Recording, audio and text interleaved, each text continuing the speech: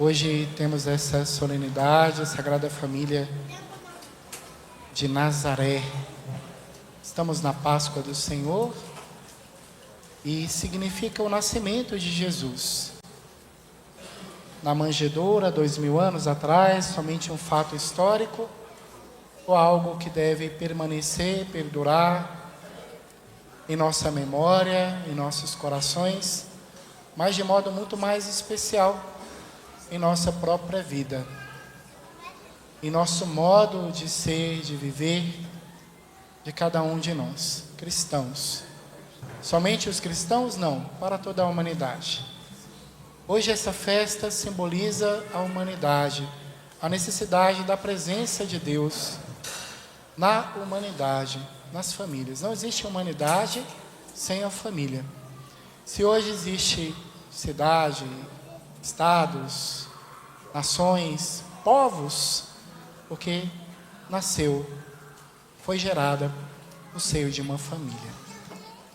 E as leituras são maravilhosas, porque traz um grande ensinamento, a começar pelo Salmo: felizes os que temem o Senhor e trilham os seus caminhos. É isso que Deus deseja para nós, para cada um de nós, que nós tenhamos a consciência da presença de Deus, do menino que nasceu em nossas vidas, em nossa família, em nosso coração, para que possamos trilhar os nossos caminhos com santidade, com alegria, com paz, com esperança, recordando do ano que começa agora, esse ano jubilar, essas portas que foram abertas pelo Papa Francisco, e também em cada diocese, Dom Joel, como na nossa, inicia hoje, esse ano, em Petrópolis.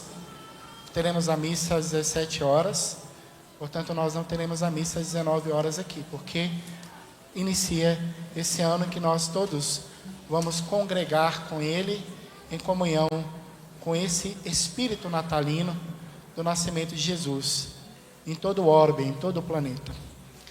Bem, olhando para a primeira leitura de Eclesiásticos, nós encontramos já palavras muito sábias, esses conselhos que nos são dados por Deus, conselhos maravilhosos, de sabedoria. Mesmo sendo o livro de Eclesiástico, não significa que não sejam conselhos sábios para cada um de nós.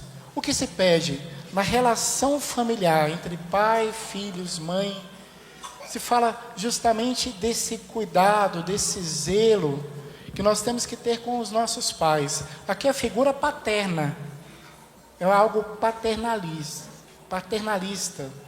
É uma linguagem um pouco patriarcal por consequência da cultura judaica.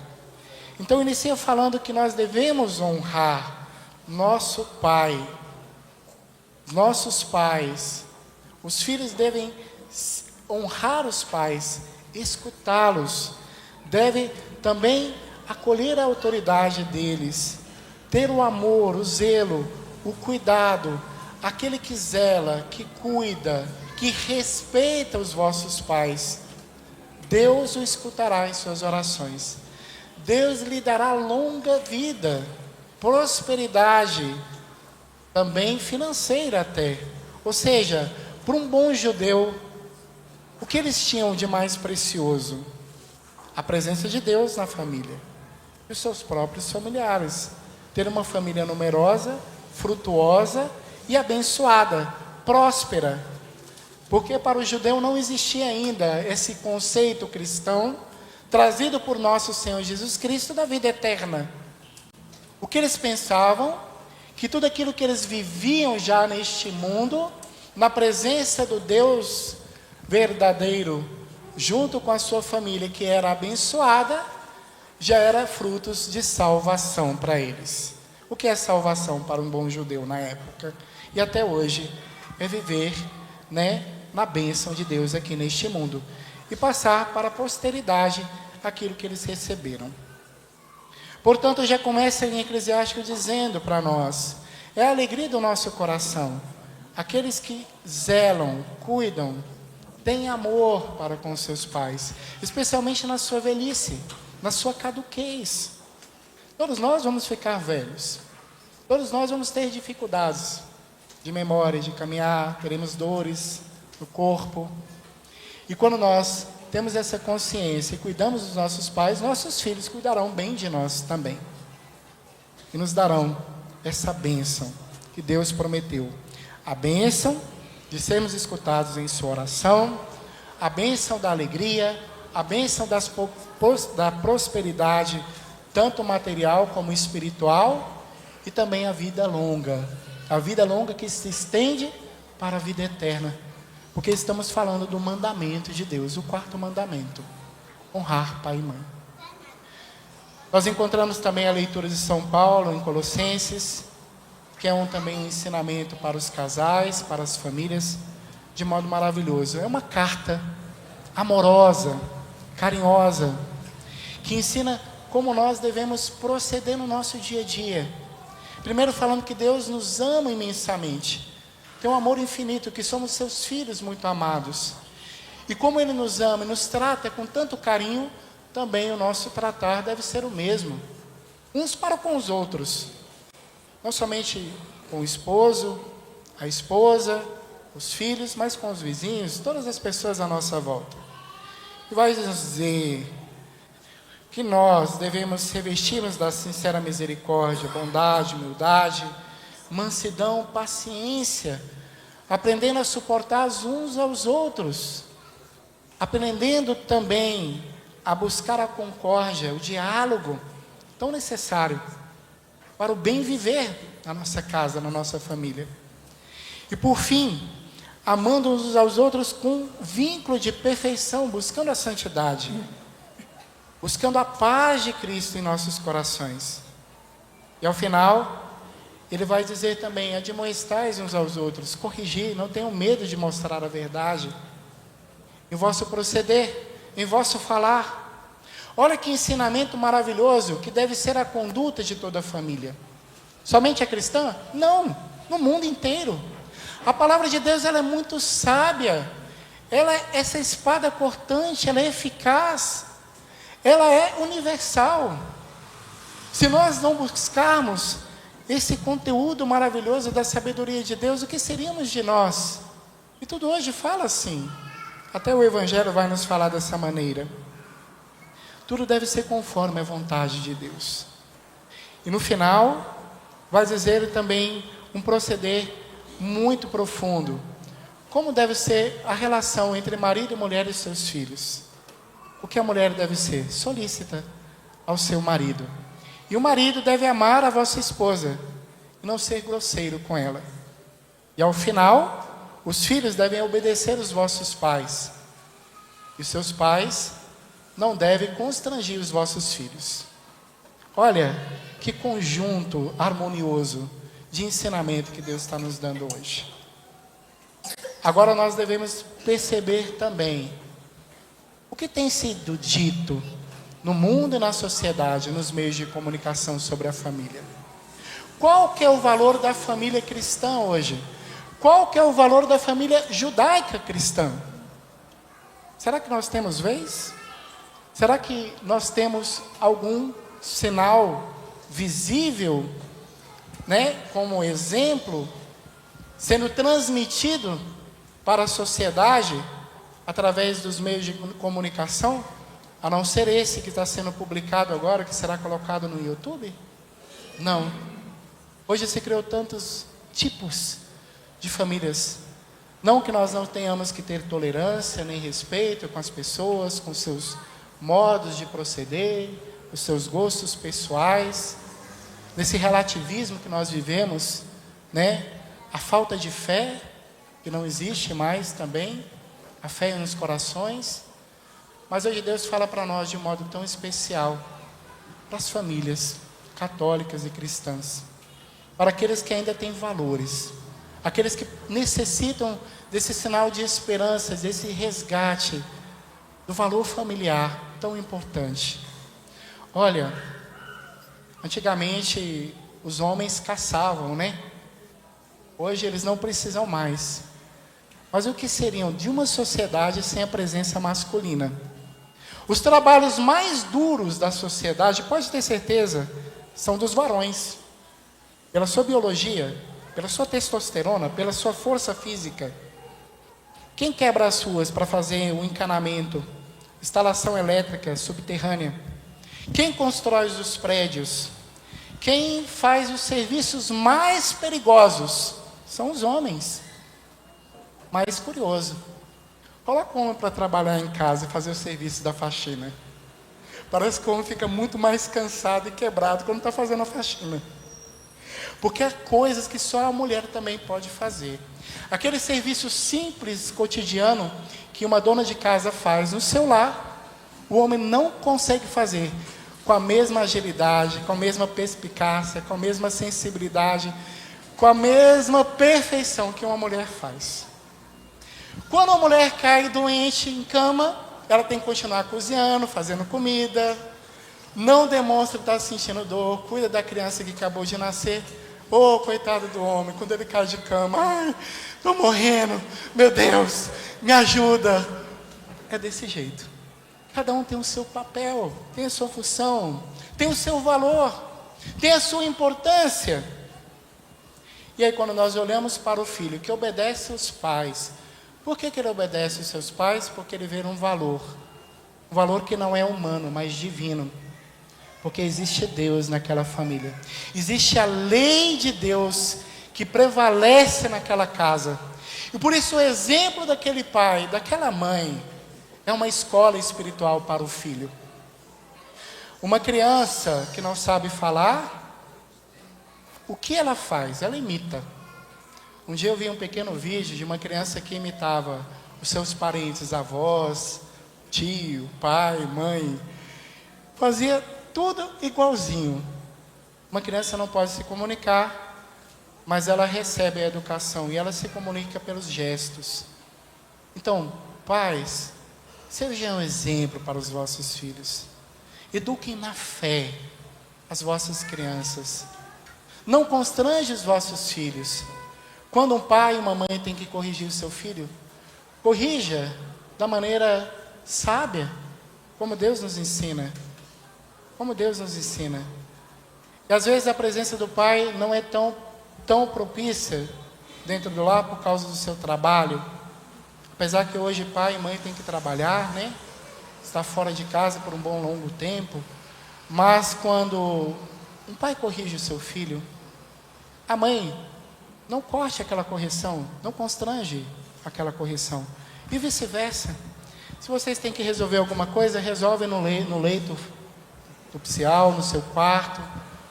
Não mostre essa contradição, essa insegurança para os vossos filhos. A presença da mãe e do pai para a menina, para a criança, para a mulher, como é importante. A sensibilidade, o jeito feminino de ser da mãe, né, a sua paciência, o cuidar do lar, como é importante para aquela menina, se for uma esposa, saiba fazer uma boa comida para o seu marido, né, quando chegar do trabalho. Às vezes, a paz vem com um bom prato de comida. A tranquilidade no lar, os problemas se resolvem com uma boa comida.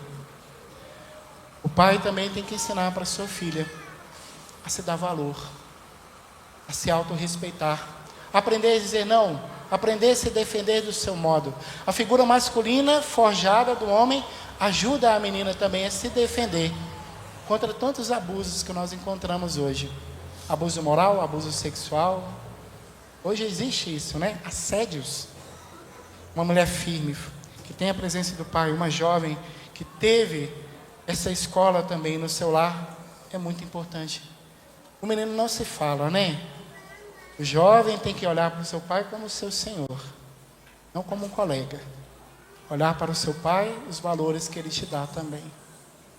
Uma família que não educa os seus filhos com exemplo, que dá tudo para o seu filho, sem sacrifício nenhum. Ah, mas eu sofri tanto na minha vida, hoje eu tenho que dar tudo. Amanhã ele não vai aprender a se sacrificar. Fará de tudo para ter aquilo que ele quer, mesmo extorquindo e roubando. Uma família que não educa o seu filho na fé e deixa ele ser educado na sua fase adulta, como muitos protestantes também. Ah, não vou batizar o meu filho agora porque ele tem que escolher a sua religião. amanhã ele será um ateu. Um filho que não é corrigido com as suas palavras, o seu modo de proceder, ele não respeitará ninguém, nem a sua esposa, nem ninguém. Muitas vezes nós vemos uma educação assim hoje. Uma criança que não é corrigida à vara, e quando eu falo a vara, não é bater não, mas saber retirar na hora certa aquilo que ele tem de tão precioso, para que ele possa dar valor àquilo que é mais precioso ainda, os valores essenciais espirituais da vida. Quando uma criança desobedece, o que nós fazemos? Tiramos aquilo que ela gosta, repreendemos, colocamos de castigo, para que ela tenha uma lição. Hoje, meus irmãos, o Evangelho também fala de tudo isso. Fala desses valores familiares, o valor da hierarquia. Quem mais tem poder e autoridade é aquele que mais obedece. Quem foi? Jesus. Na ordem natural, José e Maria. Jesus era uma criança, mas na ordem da graça, quem mais obedeceu e fez a vontade de Deus foi Jesus. Hoje aquela família peregrina vai para Jerusalém, 3 festas. Festa da Páscoa, festa do templo e festa também da propiciação. Olhamos que a família cumpria os mandamentos. Todos os anos iam para Jerusalém. Não faltava um ano. Em peregrinação com toda a família. O menino Jesus se perde. Ele se perdeu? Não, Deus não pode se perder. Nós perdemos o olhar de Jesus. Por algum motivo, para nos ensinar, Nossa Senhora e São José, por um dia de caravana, pensaram, ou Jesus está com José, ou Jesus está com Maria. Estamos caminhando junto, voltando para a nossa casa, para o nosso lar. Não nos preocupemos, Deus cuida de nós. Se viu que Jesus não estava ali com eles, retornaram e encontraram no templo. E a admoestação de Maria, como também deve ser de uma mãe e de um pai, como pais que preocupam pelos vossos filhos, perguntem, dialoguem, procurem saber o que está acontecendo, para que tenha uma resposta, às vezes plausível, né? Jesus respondeu, não que tenho que cuidar das coisas de meu pai? Nossa Senhora silenciou, guardou tudo no seu coração e voltou para casa, pensativa. Mas o mais curioso, aquele que tinha mais autoridade, mais obedecia. Jesus, que é o próprio Deus. Que Ele possa nos ensinar hoje, meus irmãos, o valor da obediência, do cumprimento dos nossos deveres de Estado, daquilo que Deus nos chama como família, como cristão. Que Deus possa nos ensinar no dia de hoje o valor da fé. Jesus estava onde? Estava no templo, estava na presença de Deus. Muitas vezes, aparentemente, nós nos perdemos de Jesus. Nos perdemos quando nós não compreendemos a palavra de Deus, quando nós não compreendemos os desígnios de Deus, a missão, o plano de Deus para a nossa vida, diante das dificuldades, dos problemas e das dores. Como a família de Nazaré sofreu a vida toda. Olha, ela teve que fugir para o deserto, porque todas as crianças estavam sendo assassinadas. Nossa Senhora com São José teve que adaptar-se a uma outra cultura. Nossa Senhora e São José perdeu Jesus no templo. Nossa Senhora sofreu, no seu coração, desde o início, uma espada de dor que foi transpassada em seu coração. Tudo isso essa família sofreu. Que nós também possamos também aprender com o sofrimento. Meditando esse Evangelho, meus irmãos, eu saindo de férias esse mês, eu fui peregrinando para minha casa, com bons propósitos, como Nossa Senhora e São José. Nunca imaginava que Jesus iria se perder, que eles iriam perder-se de Jesus por algum momento. E ali eu tive a fatalidade de perder um irmão.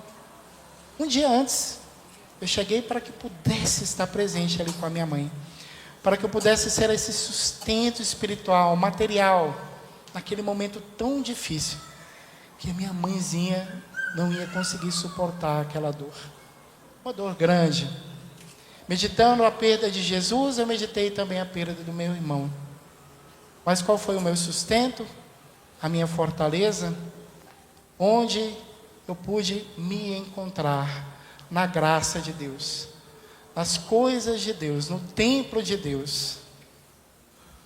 Também nós possamos nos encontrar no magistério, na tradição, nos costumes, fortalecermos cada vez mais na nossa fé, para que diante dessas peregrinações que nós fazemos na vida, com os percalços, com as dificuldades, possamos suportar todas as tempestades e os ventos fortes que venham contra nós, mas que nunca percamos a nossa esperança e a nossa fé